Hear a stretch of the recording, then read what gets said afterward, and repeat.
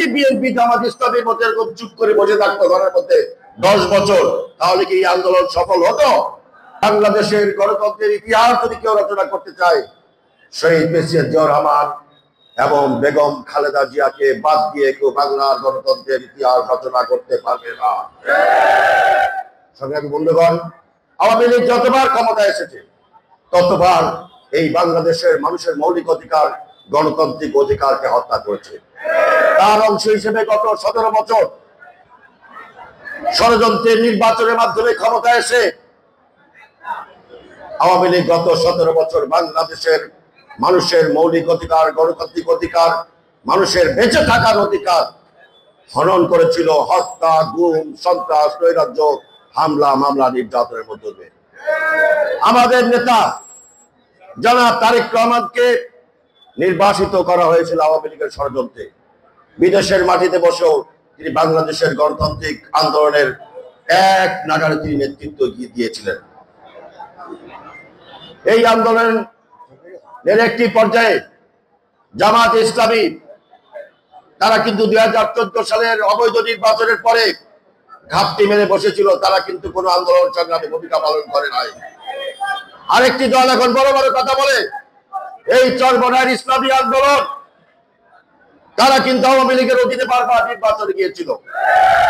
যদি বিএনপি জামাত ইসলামের মধ্যে এরকম চুপ করে বসে থাকতো ঘরের মধ্যে 10 বছর, তাহলে কি এই আন্দোলন সফল হতো? কথা বলেন না কেন? যদি এই 10 বছর বিএনপি কোনো কর্মসূচি পালন না করতো, তাহলে এই আন্দোলন সফল হতো না। এই চরমনায় পীর সাহেবরা যেভাবে নির্বাচনে অংশগ্রহণ করে আওয়ামী লীগের নির্বাচনকে বৈধতা দেওয়ার চেষ্টা করেছে, সেই নির্বাচনও যদি বিএনপি অংশগ্রহণ করতো, আওয়ামী লীগ কোনোদিন ক্ষমতা থেকে যেত না। তাহলে যারা তারেক রহমানের নেতৃত্বে সারা বাংলাদেশে যে আন্দোলন সংগ্রাম হয়েছে, সেই আন্দোলন সংগ্রাম আপনারা সকলে মিলে সফলতা করেছেন। তারই অংশ হিসেবে যারা তারেক রহমানের নির্দেশনায় সর্বশেষ ছাত্র জনতার গণ অভ্যুত্থানের মধ্য দিয়ে এই আন্দোলন সফল হয়েছে। আগামী দিনে কিন্তু আমাদের জাতীয় নির্বাচন অনুষ্ঠিত হবে।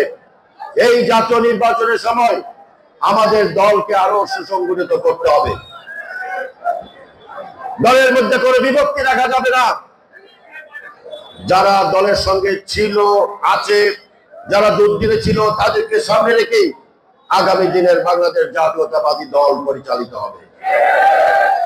আমার এটাও মনে রাখতে হবে, পদে থেকে পদ বহন করেছেন কিন্তু আন্দোলন সংগ্রামে ভূমিকা পালন করেন নাই, তাদের ব্যাপারেও কিন্তু আমাদের সতর্ক থাকতে হবে।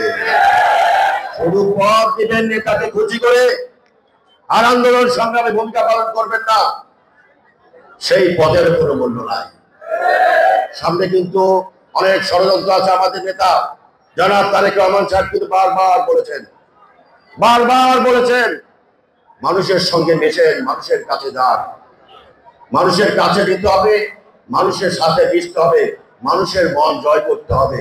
তা না হলে কিন্তু আমরা পরিপূর্ণ বিজয় অর্জন করতে পারবো না। এলাকায় যারা বিএনপির নাম ব্যবহার করে, চাঁদাবাজি করে, দুর্নীতি করে, সন্ত্রাস করার চেষ্টা করে, তাদেরকে চিহ্নিত করে, তাদেরকে আইনের হাতে সোপর্দ করতে আমাদের চেয়ারম্যান সাহেব বলেছেন। আমাদের দলের বদনাম যারা করবে, তাদের দায় এই দল নিতে পারে না।